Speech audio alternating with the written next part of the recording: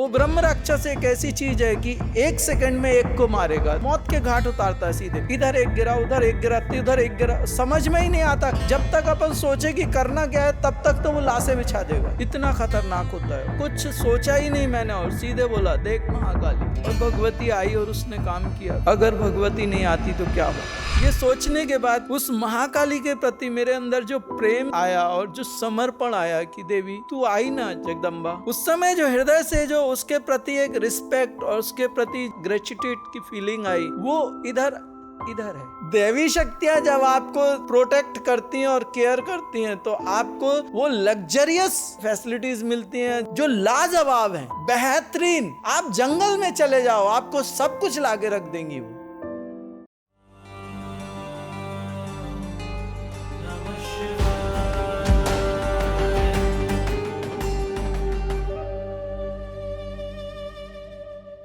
राजस्थान का कुछ रतनगढ़ का एरिया था और शिविर कर रहा था। हमारे यहाँ पे नेगेटिव एनर्जी में सबसे बड़ी नेगेटिव एनर्जी एंटिटीज में होती है ब्रह्म राक्षस। सबसे पावरफुल, सबसे बड़ा। वो ऐसे आता नहीं है, बहुत पावरफुल होता है, बहुत बड़ा होता है। उसकी एनर्जी इतनी होती है, जो बड़ा कोई साधु होता है जिसने अच्छी अच्छी साधनाएं करी हैं और वो राक्षस बन जाता है। उसके पास दैवीय शक्तियों के साथ आसुरी संपत्ता होती है। उसको सारे मंत्र मालूम होते हैं, जो मंत्र होते हैं लगभग स्पिरिचुअल होता है। साधु है तो स्पिरिचुअल है। उसके बाद में वो राक्षस बनता है, नेगेटिव एनर्जी को एक्सेप्ट करता है। तो वो उसके साथ ब्रह्म का ज्ञान भी है और राक्षस भी है। वो ब्रह्म का ज्ञान उस स्थिति तक नहीं हो पाता, लेकिन कुछ तो उसके पास अच्छी नॉलेजेस हैं, जो पावर्स हैं साधना की वो हैं, और उसके साथ वो राक्षसी प्रवृत्ति में आ गया। उसको कहते हैं ब्रह्म राक्षस। तो जब वो आया तो उस शिविर में भगदड़ मच गई। आधे लोग भाग गए, आधे लोग आंख बंद करके रो रहे थे। उसने वो तूफान मचाया और उसने डिक्लेयर किया मैं ब्रह्म राक्षस। और जो उसने अपना तूफान मचाया और जो आधे लोग भाग गए शिविर से उठ के और आधे लोग आंख बंद करके जो भी रो रहे थे ऐसे। और उस समय मुझे क्रोध ज्यादा आता था और जब मुझे क्रोध आता था तो मेरे मुंह से आवाज नहीं निकलती थी। और उसने मेरे ख्याल से कुछ मिनटों तक वो अपना तांडव किया। मेरा क्रोध हमेशा बढ़ता जा रहा था। कुछ भी मुझे याद नहीं। उस क्रोध में एक ही चीज निकली, जोर से चिल्लाया तू ब्रह्म राक्षस, देख महाकाली। और मेरा वो बोलना था। उस समय उसने कुछ एक शब्द बोला, वो एक शब्द प्रॉपर नहीं बोल पाया। उसको भगवती ने उतना भी समय नहीं दिया, सीधे उठा के ठोक दिया और उसी समय वो गिर गया। उसके साथ के सब ऐसे भागे और भगवती एकदम से आई। मेरे शब्द खत्म होने के साथ भगवती आई, सीधा ठोक दिया उसको उठा के। वो ब्रह्म राक्षस एक ऐसी चीज है कि एक सेकंड में एक को मारेगा, मौत के घाट उतारता है सीधे। इधर एक गिरा, उधर एक गिरा, उधर एक गिरा, समझ में ही नहीं आता। जब तक अपन सोचे कि करना क्या है तब तक तो वो लाशें बिछा देगा। इतना खतरनाक होता है। उस समय मुझे कुछ समझ नहीं आया और जो मुंह से निकला उसके बाद मैंने सोचा कि मैंने महाकाली का आवाहन नहीं किया, मंत्र नहीं किया, कुछ नहीं किया, कुछ भी नहीं किया। और उस समय मुझे मालूम भी नहीं था कि वो आएगी कि नहीं आएगी। मैंने सोचा भी नहीं कि आएगी। मेरा क्रोध इतना था कि मैं कुछ सोच ही नहीं पा रहा था उस समय। वो आएगी नहीं आएगी, क्या करेगी नहीं करेगी, मुझे कुछ सोचा ही नहीं मैंने। और सीधे बोला देख महाकाली। और भगवती आई और उसने काम किया, खट करके किया। अगर नहीं आती थी तो क्या होता था। ये सोचने के बाद उस महाकाली के प्रति मेरे अंदर जो प्रेम आया और जो समर्पण आया कि देवी तू आई ना जगदम्बा, मेरे एक शब्द पे आई भगवती। उस समय जो हृदय से जो उसके प्रति एक रिस्पेक्ट और उसके प्रति जो फील आया, ग्रेटिट्यूड की फीलिंग आई, वो इधर है।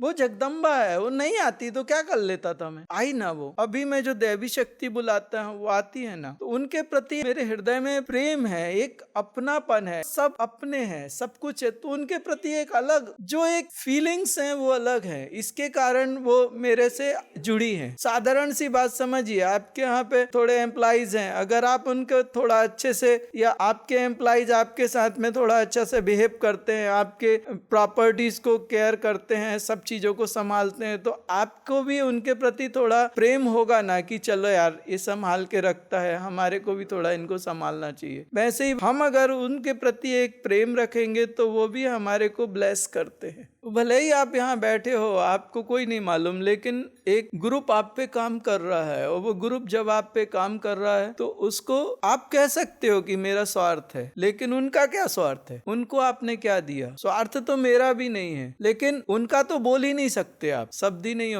उनके प्रति तो आपकी फीलिंग्स ग्रेटिट्यूड से होनी चाहिए ना। और अगर वो रहेगी तो वो शक्ति आपके अंदर स्थिर हो जाती है और आपको हेल्प करती है। आप साधना के लिए जाइए, मेरे सेशन करने के बाद जो भी आप कोई दूसरी साधना करते हैं, आप साधना करके देखिए, उस दिन आपकी साधना बहुत बेहतर होगी। आप दूसरी जो भी व्यवस्थाएं हैं वो आपको ज्यादा बेटर मिलेंगी। ये अगर आप इंसान हो और आपके अंदर हृदय है और आपके अंदर भावनाएं हैं तो एक फीलिंग भी आनी चाहिए, और वो फीलिंग्स, उसमें एक धन्यवाद की एक भाव होना चाहिए कि आप आए। ब्रह्मांड की वो इतनी प्रचंड शक्तियां हैं, वो तुम्हारे लिए इस धरातल पे आई और उन्होंने तुम पे कृपा की है, तुम्हारे शरीर में कुछ किया, इतनी बड़ी शक्ति तुम्हारे ऊपर कृपा कर रही है, तो अपन एक धन्यवाद तो बनता है मेरा। और वो मैं किसी फॉर्मेलिटी से नहीं करता, वो मैं बिल्कुल ऐसे करता हूँ जैसे कोई मेरा बहुत अपना मतलब प्रिय आया हो। इसमें तो मतलब भैरवियां हैं, तो कुछ भैरवियां इतनी अच्छी हैं, इतनी मतलब उनके साथ इतना क्लोज हो गया हूं मैं कि वो एकदम फ्रेंड्स जैसे लगती हैं। वो आएगी तो मतलब वो काम सॉलिड काम करती है, और उसका कभी मंत्र याद रहे नहीं रहे,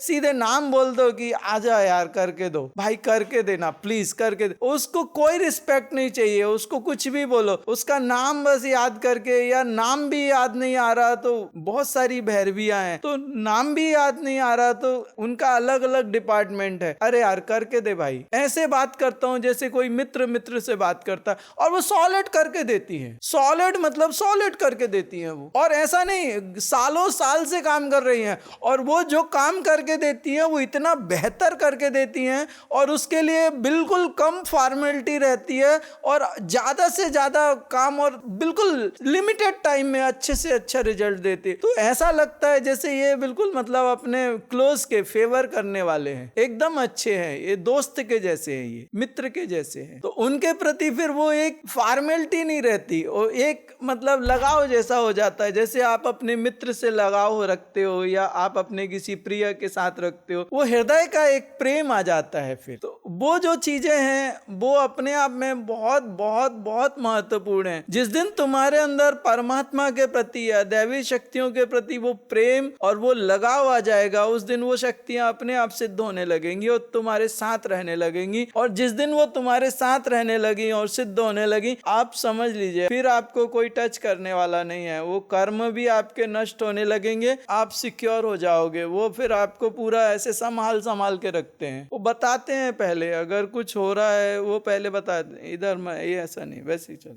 इधर जाओ, इधर ऐसे मत करो, ये करो, बताते हैं। वो आप जहां जाओगे आपके जाने के पहले वो व्यवस्थाएं करके देते हैं। मतलब आपकी वो जो केयर करते हैं, जब देवता आपकी केयर करता है ना, बेस्ट। देवी शक्तियां जब आपको प्रोटेक्ट करती हैं और केयर करती हैं तो आपको वो लग्जरियस वो फैसिलिटीज मिलती हैं जो लाजवाब हैं, उनका कोई जवाब ही नहीं है, बेहतरीन। आप जंगल में चले जाओ, आपको सब कुछ लाके रख देंगी, वो सारी व्यवस्थाएं लाके रखेंगी। मुझे मालूम है, इसलिए मैं उनके बारे में आपसे कह सकता हूँ। आपने सारी जिंदगी झूठ सच बोल के इधर उधर का करके संसार किया, मिला क्या आपको? आप भी संतुष्ट नहीं हो और आपके लोग भी आपसे संतुष्ट नहीं है। लेकिन जब वो मिलते हैं ना तो वो आपको ऐसा बना देते हैं कि ये दुनिया तो झुक जाती है, लेकिन आपका जीवन जितना आप चाहते हो उससे कई गुना ज्यादा देते हैं। वो सब देते हैं, वो इतना देते हैं कि आप कह दो कि बस हो गया, मैंने ये चीज कही है इसलिए मैं जानता हूं, बस हो गया। इतना देंगे और इतनी क्वालिटी में देंगे कि आपका मन भर जाएगा। क्वांटिटी, क्वालिटी, वैरायटी सब देंगे। उसके बाद जब तुम कहोगे कि मन भर गया, उठा के भगवान बना देंगे लोग, क्योंकि तुम्हारा मन भर गया ना। अब मन उन चीजों में जाता ही नहीं है, उठा के भगवान बना देंगे। अर्थ, धर्म, काम और मोक्ष, ये सारी चीजें लोग बाग साधना करते हैं ना, बोर हो जाते हैं। आप भी कभी 4 घंटे की पूजा में बैठो, पंडित जी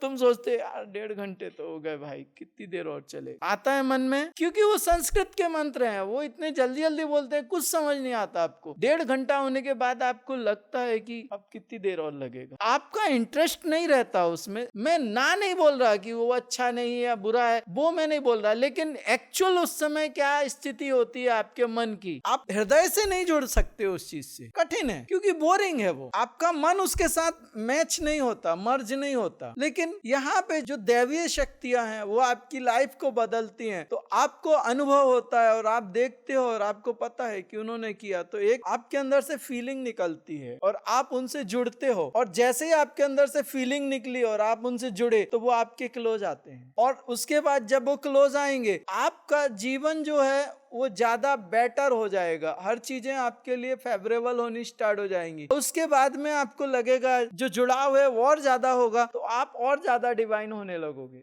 उसके बाद वो क्या करते हैं, बात करना शुरू कर देते हैं, दिखने शुरू हो जाते हैं, बात करना शुरू कर देते हैं, वो आपको गाइड करते हैं, आपको सिक्योर करते हैं, उसमें फिर आपकी एक मित्रता जैसी आ जाती है। पहली बार आप ऐसे ऐसे रहोगे, लेकिन अगर 100 बार आपसे उनने बात कर ली तो 100 बार में तो आप ऐसे तो नहीं रहोगे ना, थोड़े ढीले हो जाओगे, और वो एक फ्रेंड जैसी फीलिंग आने लगती है। उसमें अष्टांग योग में धारणा बोलते हैं, सम दम नियम आसन आहार विहार ध्यान धारणा। समाधि के पहले वो धारणा आती है कि आपको एज ए फ्रेंड चाहिए, एज ए वाइफ चाहिए, एज ए हस्बैंड चाहिए, आपको कैसे चाहिए, गुरु के रूप में चाहिए, पिता के रूप में चाहिए, माता के रूप में चाहिए। जैसे कृष्ण को मीरा ने पति के रूप में स्वीकार किया ना, भगवान कृष्ण को कोई मित्र के रूप में स्वीकार करता है, तो आप जिनकी साधना कर रहे हो वो किस रूप में चाहिए आपको, साधना करते समय वो धारणा बनानी पड़ती है, आपके अंदर वो इमेजिन करना पड़ता है कि वो देवता आपको किस रूप में चाहिए। ध्यान